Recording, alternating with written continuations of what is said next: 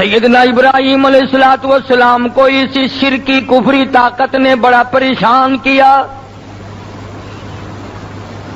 علل اعلان کہنے لگے قالوا حرقوه وانصروا آلہتکم. او لوگو، او وزیرو، او سفیرو، او امیرو، آؤ اپنے خداؤں کی امداد کرو، اپنے معبودوں کی امداد کرو، اپنے حاجت رواؤں کی امداد کرو، ان کی مدد کے لیے آ جاؤ. قرآن ہے وانصروا آلہتکم، آؤ اپنے خداؤں کی امداد کرو. ان کنتم فاعلین، اسے جلا دو، اس نوجوان کو ختم کر دو، اس اللہ والے کو ختم کر دو، اس خلیل کو ختم کر دو. یہ ایک کے ماننے والا ہے، یہ ایک ہی کا پجاری ہے، یہ ایک ہی کا طلبگار ہے. یہ کیوں کہتا ہے اور کوئی نہیں، کوئی نہیں، کوئی نہیں الا اللہ، ایک میرا پروردگار ہے جو سارے نظام کا مالک ہے. اس لیے کہتے ہیں قالوا حرقوه، آؤ جلا دو، وانصروا آلہتکم، اپنے خداؤں کی مدد کرو. ان کنتم فاعلین، اگر تم کچھ کرنے والے ہو. ابراہیم علیہ السلام کا وجود اقدس، ابراہیم علیہ السلام کی جان کولوں میں پڑی ہے، شولوں میں پڑی ہے، آگ کے ڈھیر کے بیچ میں پڑی ہے. بارش برسانے والا فرشتہ آیا اور آ کے کہنے لگا خلیل مجھے حکم دو، میں بارش برسا دوں، ساری آگ بجھ جائے گی، ختم ہو جائے گی. حضرت خلیل نے یہ نہیں فرمایا جلدی کر، فرمایا او فرشتے تو کس کے حکم سے آیا؟ مجھے پروردگار نے بھیجا ہے. اور فرشتے کیا میرا یہ حال میرے رب کو معلوم ہے؟ فرشتہ کہنے لگا ہاں معلوم ہے. فرمایا درمیان سے ہٹ جا، خلیل جانے رب جلیل جانے. جس کا نام لیتا ہوا میں یہاں تک پہنچا ہوں، جس جرم کی پیدائش میں مجھے یہاں پھینکا گیا. فرمایا تبارک الذی بیدہ الملک، اسی کا ملک ہے، اسی کا راج ہے، اسی کا ملک میں اسی کی بادشاہت ہے. وَهُوَ عَلَى كُلِّ شَيْءٍ قَدِيرٌ، ہر چیز پہ وہی قادر ہے. اور فرشتوں تمہاری امداد کی کوئی ضرورت نہیں، تمہارا تعاون نہیں چاہیے، تمہاری نصرت نہیں چاہیے، ایک پروردگار کی رضا مجھے چاہیے، وہ راضی ہو جائے بس.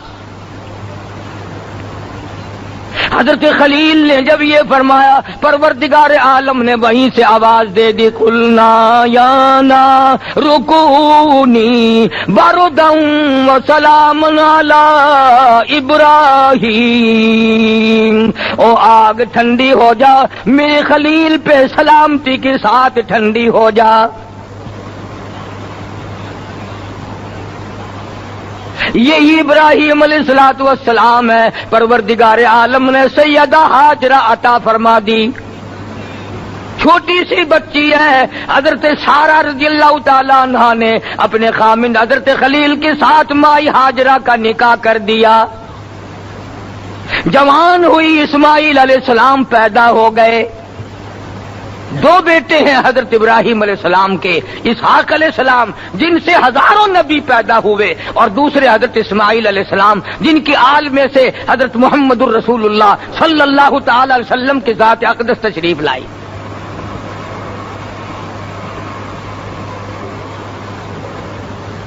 اللہ میاں نے آزمایا فوراً، اس کو حق حاصل ہے، وہ جس طرح سے چاہے آزمائے. بے نیاز جو ٹھہرا. آواز آئی میرے خلیل اس ہاجرہ کو بھی ساتھ لو، اس بچے کو گود میں لو اور میرے بیت اللہ کی بنیاد میں ڈلواؤں گا، انہیں دونوں کو میدان میں چھوڑ کے آؤ. بند ہو گیا تھا تو سیدہ ہاجرہ علیہ الصلوۃ والسلام کو بھی ساتھ لو اسماعیل علیہ السلام کو بھی ساتھ لو، بچہ گود میں ہے، اور خدا بڑا کارساز ہے. میں تمہیں کیا بتاؤں کہ وہ کتنا بے نیاز ہے اور وہ کتنا قادر مطلق ہے، ذرا اس کے حکم تو دیکھو. یوں فرمایا خلیل، یہ جو میری بندی ہاجرہ ہے، جب میدان میں چھوڑ کے چلو تو اس کو خدا حافظ کہنے کی تمہیں اجازت نہیں، یوں کہنے کی اجازت نہیں کہ میں تمہیں یہاں بٹھا کے جا رہا ہوں. بغیر بولے بغیر کہے یہاں چھوڑ کے واپس ہو جاؤ. حضرت ہاجرہ گود میں لے کے اسماعیل علیہ السلام کو بیٹھ گئی اور ابراہیم علیہ السلام واپس ہو لیے. تو پہلے تو سمجھی کہ شاید یہ کسی ضرورت کے لیے چلے ہوں گے، لیکن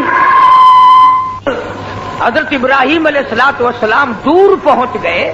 اب حضرت ہاجرہ کو خیال ہوا کہ یہ تو کہیں اور چلے ہیں. ذرا دماغ میں تصور تو بساؤ، 100 میل میں کوئی آبادی نہیں، کوئی بستی نہیں، کوئی بندہ نہیں، کوئی چرندہ پرندہ نہیں، کچھ بھی نہیں. حضرت ہاجرہ نے آواز دی ہے ابراہیم کہاں چلے؟ ابراہیم علیہ السلام نے مڑ کے نہ دیکھا، پھر آواز لگائی او میرے ابراہیم کہاں چلے ہو، ذرا بتاؤ تو صحیح. مڑ کے نہیں دیکھتے. دل میں آیا کیا بات ہوئی، ناراض تو نہیں ہو گئے؟ عرب کی قداور مائی، تندرست مائی، پیغمبر کی گھر والی، اور ایک نبی کو گود میں لیے بیٹھی ہے. دوڑ لگائی حضرت ہاجرہ نے اور دوڑ کر حضرت خلیل کا راستہ آ کے روک لیا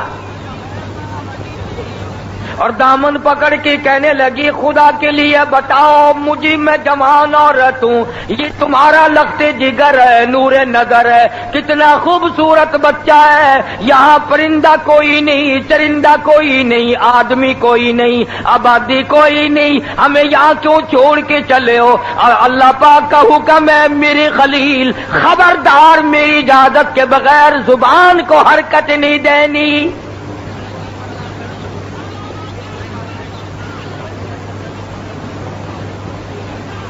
اللہ کی اجازت کے بغیر، اللہ کے اذن کے بغیر نبی اپنے لبوں کو حرکت نہیں دیتا، اپنی زبان کو حرکت نہیں دیتا، ہاں نہ نہیں کر سکتا جب تک اس مولا کا حکم نہ ہو، جب تک اس کی اجازت نہ ہو، اس وقت تک وہ ہاں نہ نہیں کرتا.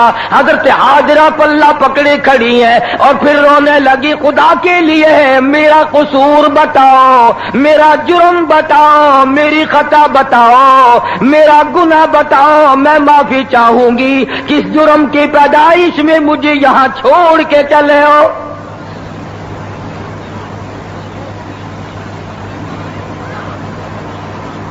حضرت ہاجرہ سوچتی ہیں کمال ہی ہو گیا، بولتے بھی نہیں. اللہ کی اجازت کے بغیر نبی پیغمبر اپنی گھر والی سے کلام نہیں کرتا، اور ہم لوگ باوجود منع کرنے کے پرائی عورتوں سے گپے مارتے ہیں. حضرت سیدہ ہاجرہ نے پوچھا او خلیل، کہیں اس پروردگار کا یوں حکم تو نہیں؟ اب بتاؤ، حکم بھی ہے اور بیوی پوچھ رہی ہے. ایمانداری سے بتاؤ، مسجد میں بیٹھے ہو، باوضو ہو، ہاں کہنے میں کیا حرج تھا؟ اگر خلیل ہاں کہہ دیتے ہیں اس میں کیا حرج ہے؟ اندازہ لگاؤ اللہ کی حضور میں نبی پیغمبر رسول کتنے اس کے در کے محتاج ہیں، اس کی اجازت کے بغیر نبی ہاں نہیں کہتا. خدا کی ذات ہماری سمجھ میں ہی نہیں آئی آج تک، موت کے وقت تو وہ خود ہی سمجھا دے گا. جب لگے گا نا موت کا جھٹکا پھر تو خدائی سمجھ میں ہماری ضرور آ جائے گی، لیکن اس وقت سمجھ میں آنے سے بنے گا کچھ نہیں، بنے گا کچھ نہیں اس وقت سمجھ میں آنے سے۔ حضرت ہاجرہ نے پھر کہا خلیل کہیں اس پروردگار کا یوں حکم تو نہیں، نبی کسی بھی ظلم نہیں کرتا، نبی کسی کو ستاتا نہیں، نبی کسی کو پریشان نہیں کرتا، کیا بات ہے کہیں اس کا یوں حکم تو نہیں؟ حضرت خلیل کے منہ میں زبان بھی ہے لیکن ذرا سا سر کا اشارہ کیا، ہاں یوں بس۔ اب چاہیے تو یہ تھا کہ حضرت ہاجرہ وہیں بیٹھ جاتی، دھاڑ دھاڑ کرتی، ہائے مر گئی ہائے مر گئی، میرا تیرے ساتھ نکاح نہ ہوتا، میں تیرے نال نکاح نہ پاواں، ہاں کیا میں خرچہ تیرے نال ہو کے، بال میری گود وچ ہے، این کو تو گھن ونج اپنے کو، اے میرے متھے کیوں مریندے ہو؟ کمال ہے حضرت ہاجرہ کی، اللہ تعالیٰ کی کروڑ رحمت نازل ہو سیدہ ہاجرہ کی قبر مبارک پہ آمین کہو۔ اور خدا کی رضا جوئی ہو تو ایسی ہو، خدا کو خوش کرنا ہو تو ایسا ہو، خدا کو ماننا ہو تو ایسا ہو۔ جہاں کھڑی تھی یہاں نہیں بیٹھی، بلکہ پیروں کے نشان تھے نا، جہاں حضرت خلیل پہلے بٹھا کے آئے تھے دوڑ کے گئی اور وہیں جا کے بیٹھی اور کہنے لگی خلیل پھر چلے جاؤ، میں جانوں رب جلیل جانے۔